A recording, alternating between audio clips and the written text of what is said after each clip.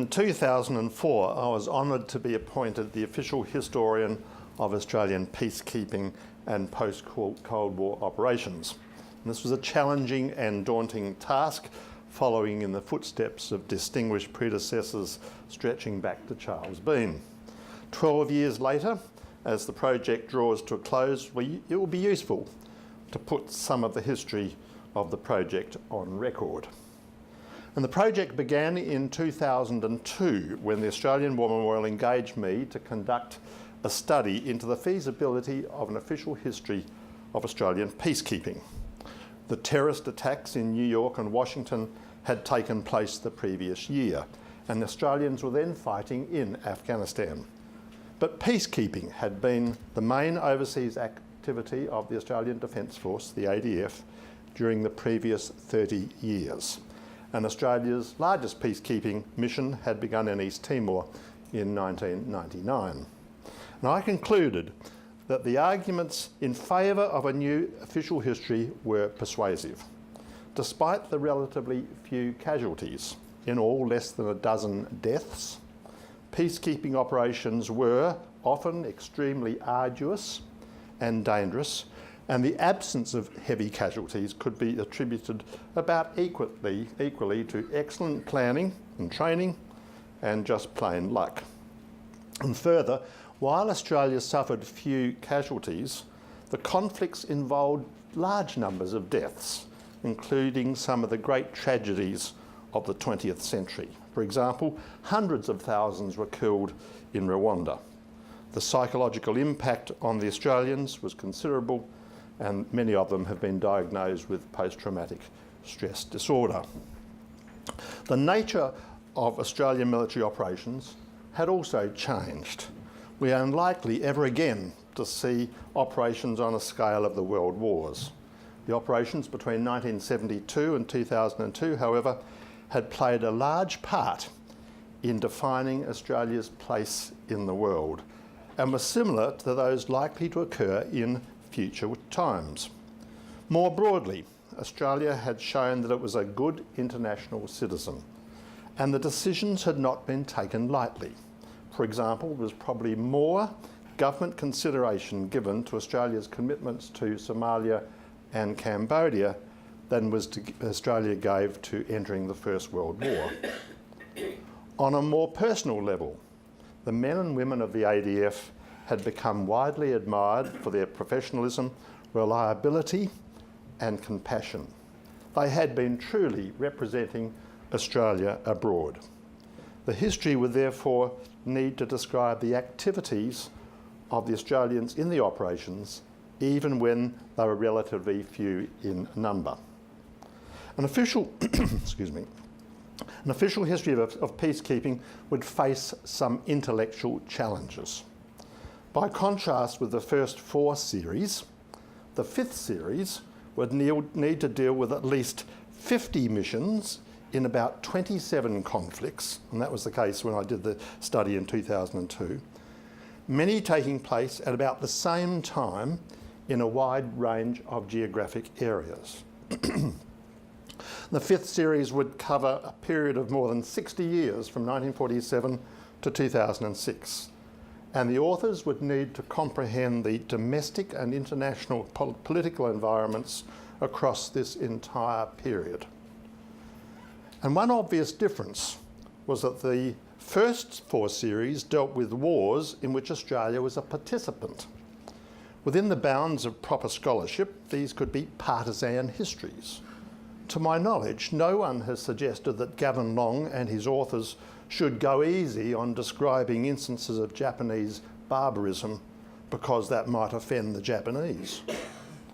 By contrast, the 5th series needed to deal to a large extent with missions in which the Australians were not protagonists in the conflict, but stood between the protagonists.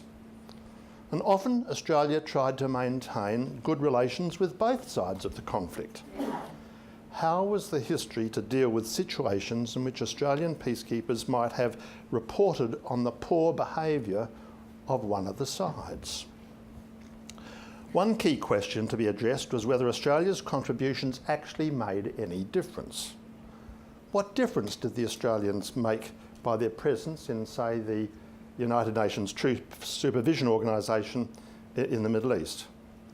What was the value of Australia's contribution in Western Sahara, where the deadlock continues to the present day, even though the Australians withdrew more than 2 decades ago?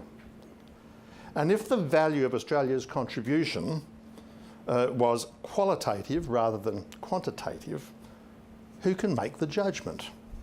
Do we rely on the Australian troops' estimation of their own worth? The first 4 official histories describe conflicts within particular paradigms for the use of force, but these paradigms have undergone significant changes.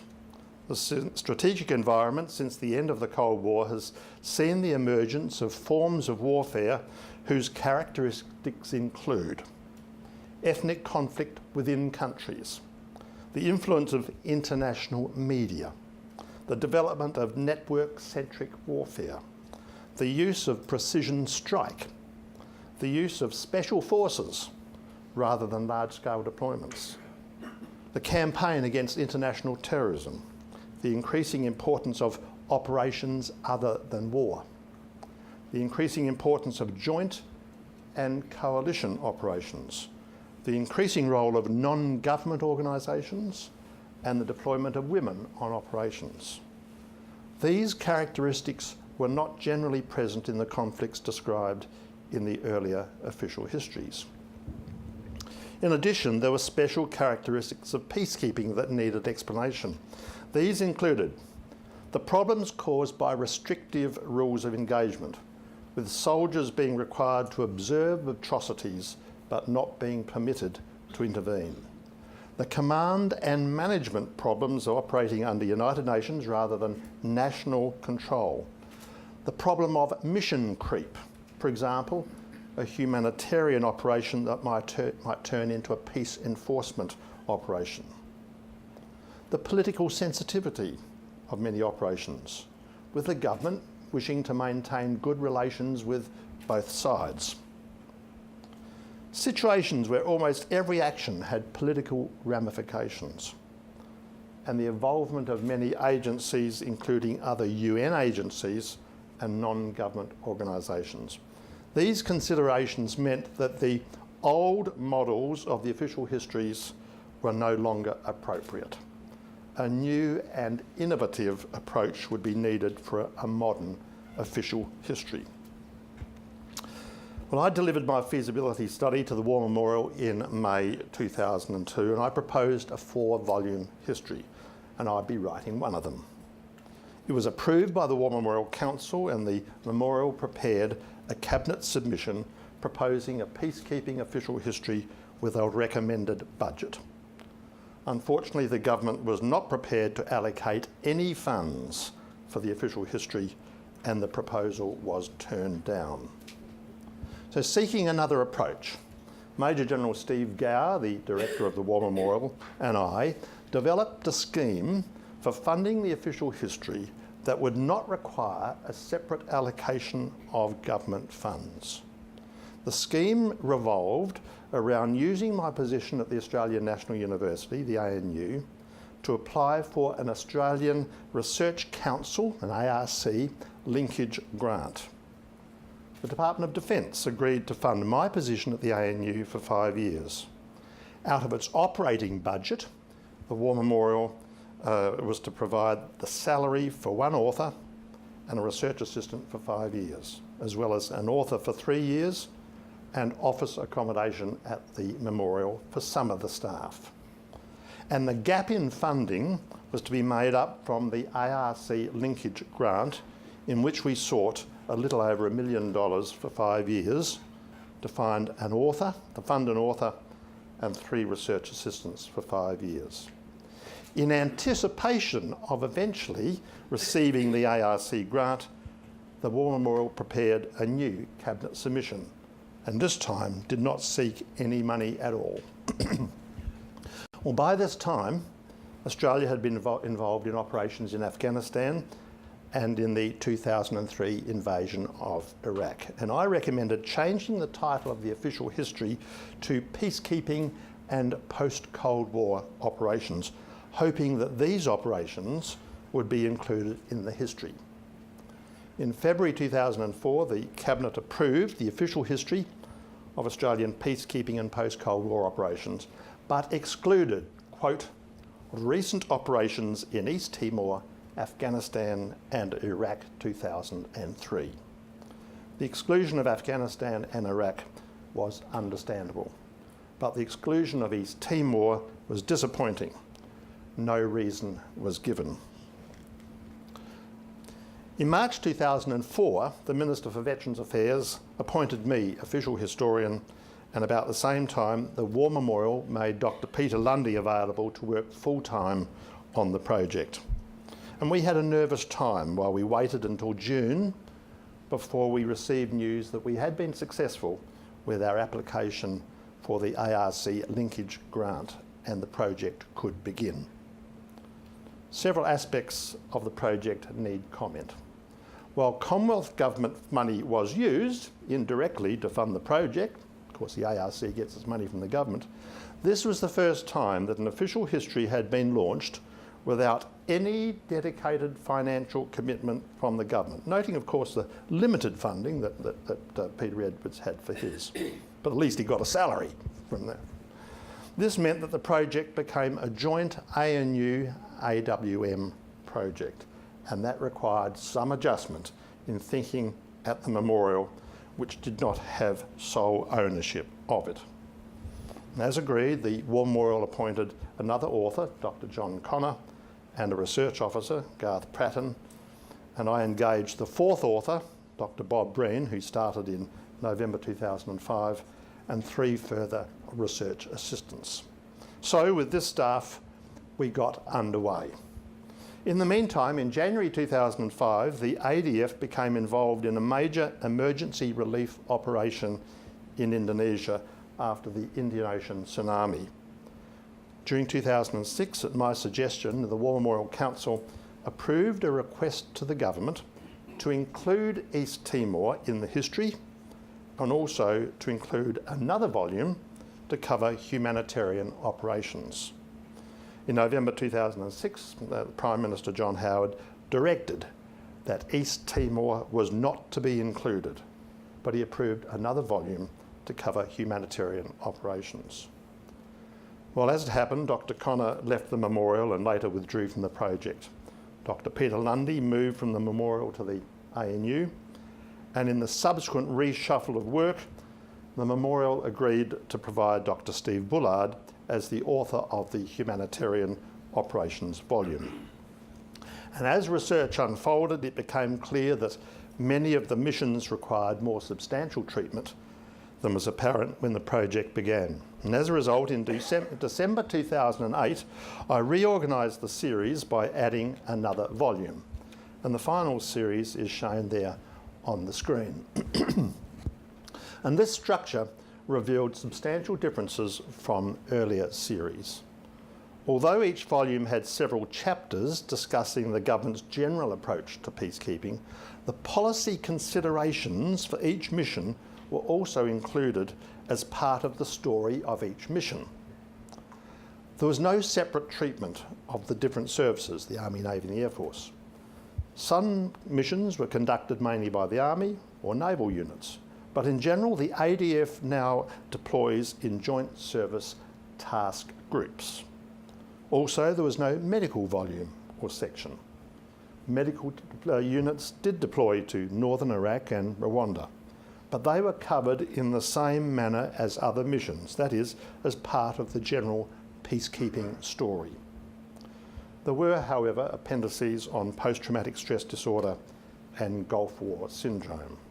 And as I indicated earlier, the Australian operations in East Timor, which began in 1999, were not included, presumably because of government sensitivities about offending Indonesia. Now, we were not too concerned about a rigid definition of peacekeeping.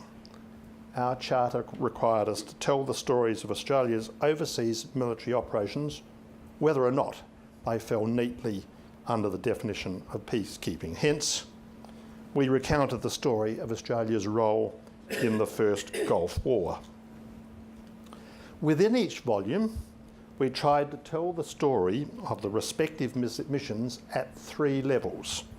The strategic level, in which we concentrated on the government's decision-making process. The operational level, in which we sought to explain how the ADF and other agencies planned and executed their tasks.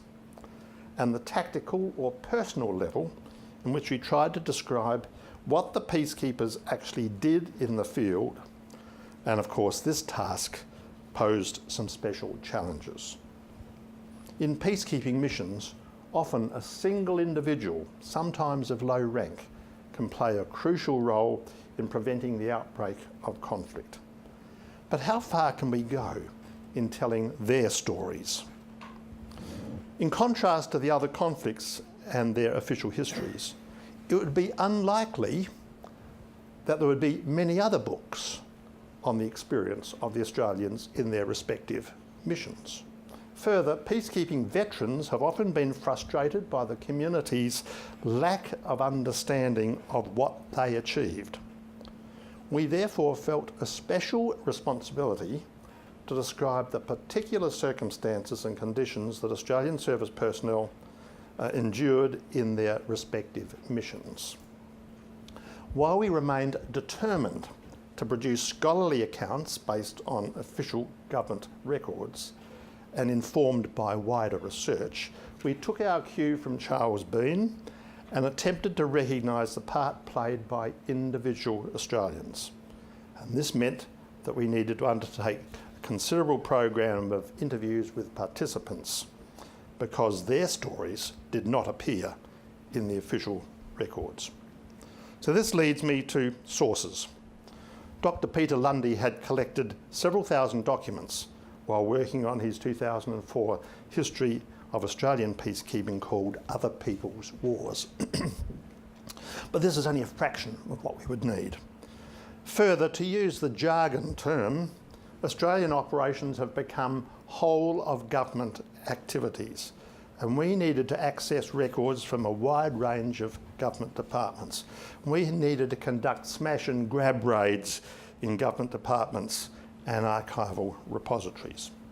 And often there were great gaps in the official record. Volume 2 includes 3 chapters on Australia's commitment to Namibia. The commander's diaries for the 2 engineer contingents and for the 2 construction squadrons that served there could not be found anywhere in defence. Fortunately, certain individuals had retained copies of the diaries. One diary was on an old-fashioned computer disk, and we needed expert computer assistance just to access it. But we were able to reconstruct the archival record. Determining the scope of the volumes was also a challenge. In this respect, we were helped by some earlier publications. In 1994, Neil James had published a brief history of Australian peacekeeping in the Defence Force Journal, and that set some useful parameters. Dr. Lundy's Other People's Wars provided an excellent start point for further research and for a view on what should or should not be included. But we still had questions to consider. In a comprehensive history of Australian peacekeeping, do we include a mission in which only one Australian officer was involved? We believed this story needed to be told. We also concluded that every peacekeeping mission should be included so long as Australia deployed uniformed personnel, that is, members of the ADF or the police. If it was included, we included it. And that meant we also included other government officials deployed on the mission, such as members of the Australian Electoral Commission. Volume 6, covering Australian emergency relief operations, posed a special problem. When we put the proposal to the government, we were asked to list the missions to be covered. We gave an indicative list of 10 missions, but said we wouldn't have any idea how many missions until we had completed the research. No one at the time had any idea what missions had been conducted. By the time Dr. Bullard had finished his research, the list had blown out to 67 missions. And some project managers had the gall to wonder why Dr. Bullard was taking just a little longer to complete his volume than originally forecast.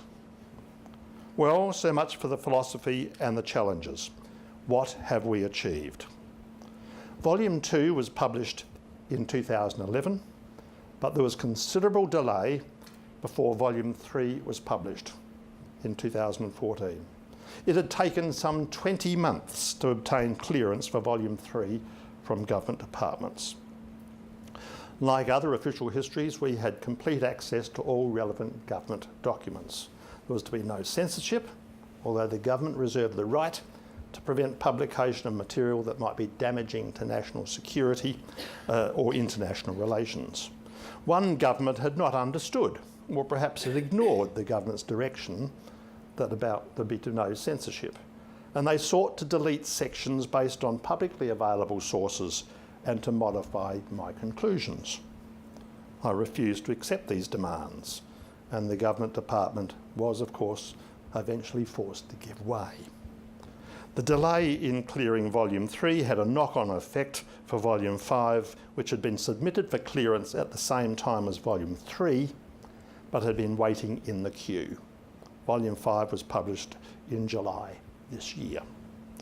Despite this considerable progress, by 2014, the official history was languishing, primarily because the government had never allocated funds to the project, and the original funds, cobbled together from disparate sources, had long since dried up. Dr. Bullard had almost completed Volume 6, but with no dedicated staff, we were finding it difficult to complete Volumes 1 and 4. The authors with demanding university jobs were struggling on with their volumes in their own time. Encouraged by the Prime Minister, Tony Abbott, the Department of Defence made funds available and a major short-term research project began in March 2015. Dr. Peter Lundy had begun Volume 1 when working at the War Memorial, but after he moved to the Classics program at the ANU, he didn't have enough time to complete the volume. The new funds enabled him to be released from teaching to complete a large part of the volume. And he was joined by Dr. Rhys Crawley from the Strategic and Defence Studies Centre at the ANU, who became joint author of the volume. Defence funds also allowed Dr. Jean Bou to be released from his SDSC ANU teaching commitment to work on Volume 4. And he was assisted by Dr. Breen, by now a Defence University academic based at the Centre for Defence and Strategic Studies at Western Creek, Canberra, by Dr. Pratton, by now an SDSC academic, Misha de Vogel, the official history's long-serving and dedicated research assistant, and myself.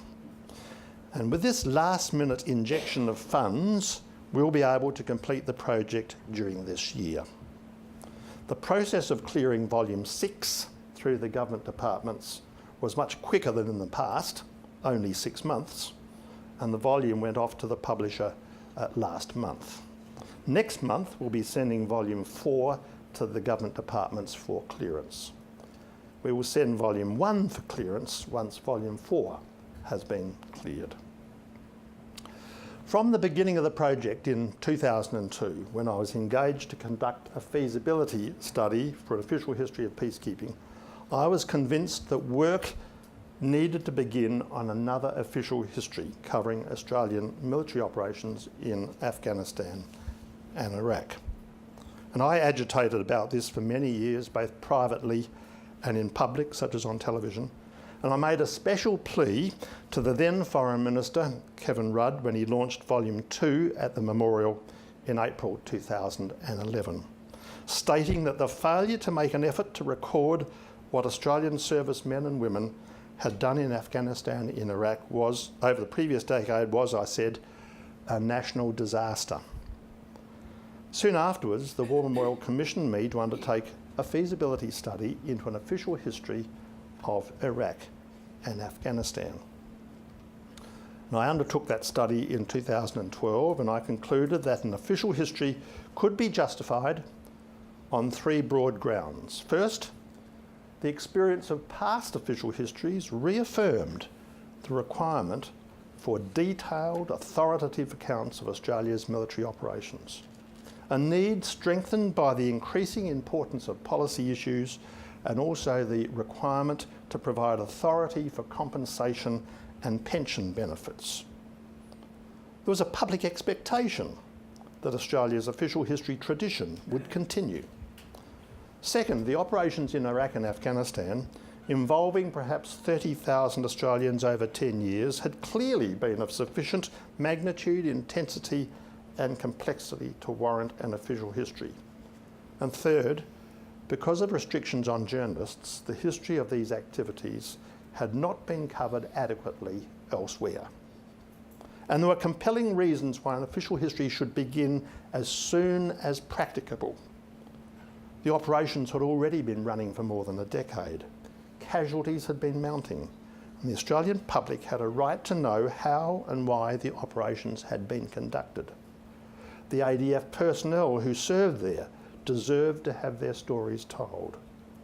The operations were complex and long-running, and as each year passed, it would become increasingly difficult to locate the information necessary to write an authoritative history. Most records in government departments are now held digitally, and there are particular problems in accessing highly classified records on digital systems.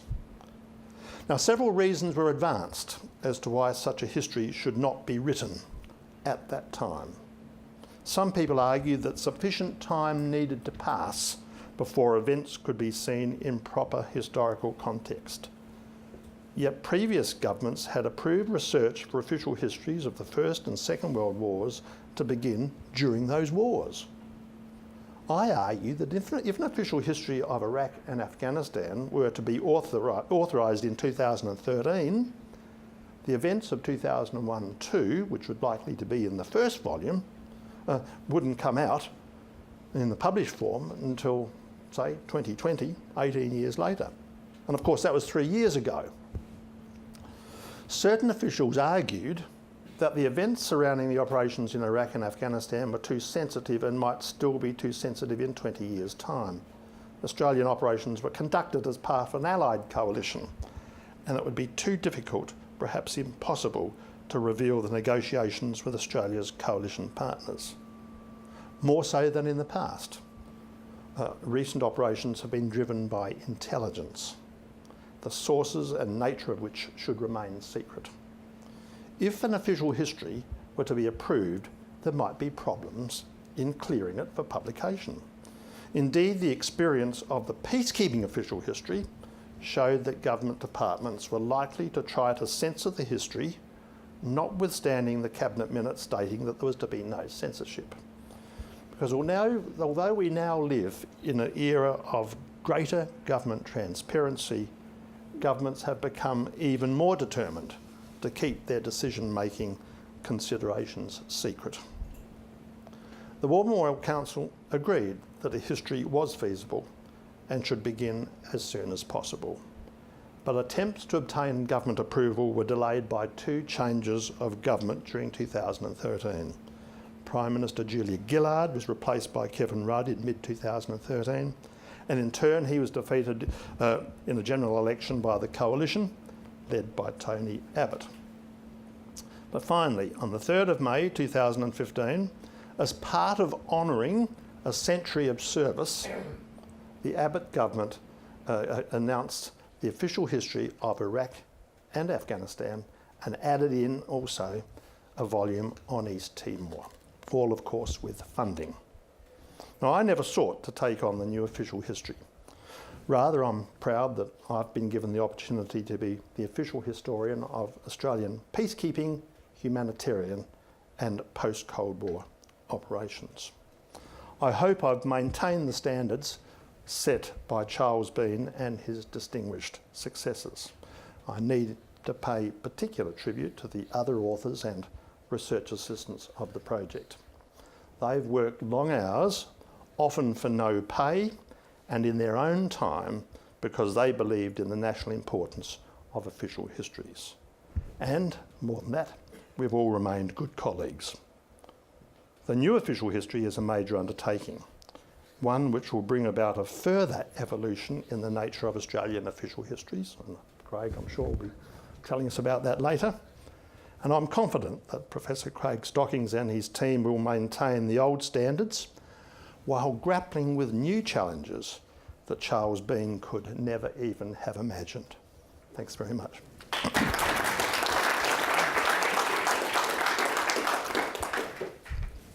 Your questions, please.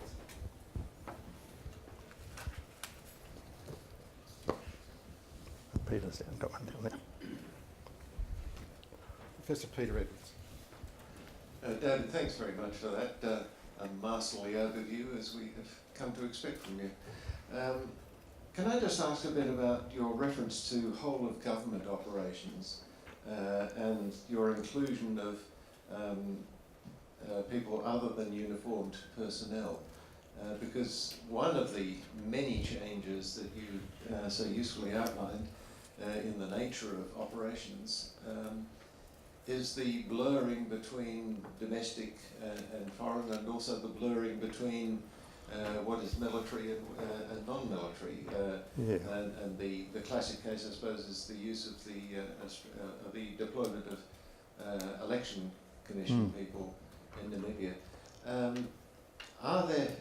Do you feel that there's a requirement to give greater coverage to people other than ADF or police personnel in operations, in the sort of operations that you've been covering, and potentially, I suppose, in the future? You know, the short answer is yes. There are a few examples. The Regional Assistance Mission Solomon Islands was headed by a foreign affairs official.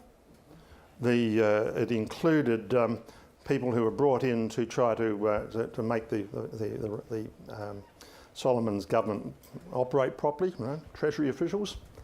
The muscle behind it, the force to make it all work, was led by the police, not by the ADF.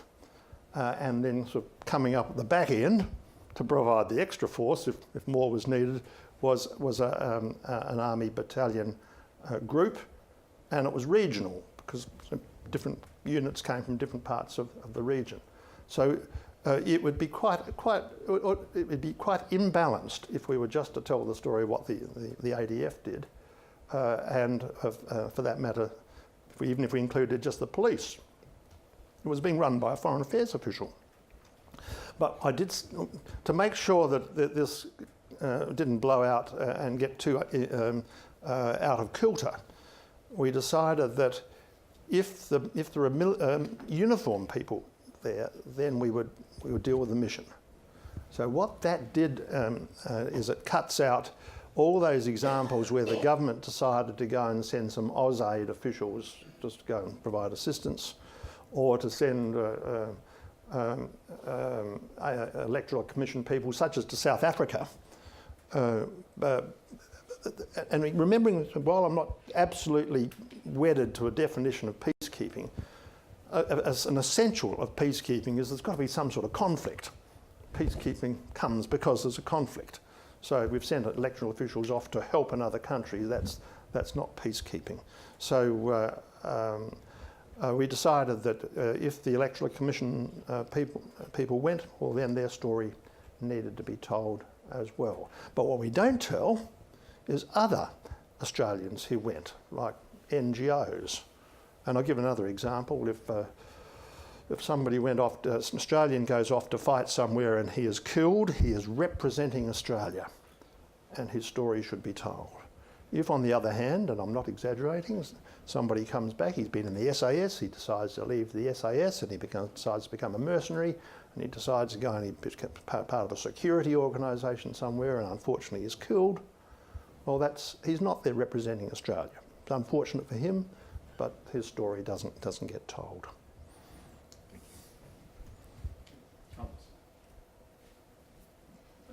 Since I got the microphone, David, can I ask, your peacekeeping, humanitarian and post-Cold War operations project spanned the cusp of from paper records to digital. Now, Garth's going to be talking about digital records, but could you say a few words about the degree to which that challenge of records, both from the disparate agencies, from police, from government, how that affected the way in which you conducted the project? Yeah, that's right. And we cover a period that's got an unfortunate period in the middle of it, and that's that period of transferring from paper records to digital.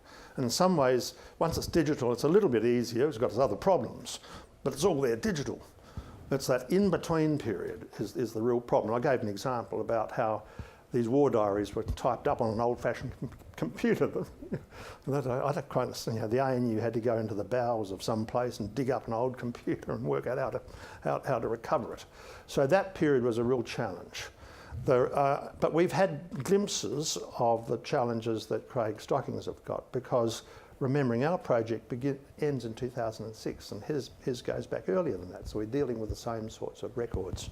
So we were not able to do what Craig will talk about how he's going to access the stuff within the War Memorial. We had to go into government departments.